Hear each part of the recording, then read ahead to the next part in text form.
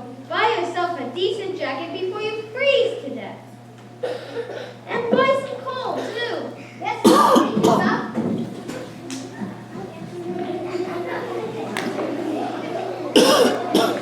Scrooge did keep his promise. Tiny Tim did not die, and Scrooge treated him just as if Tiny Tim were his very own son.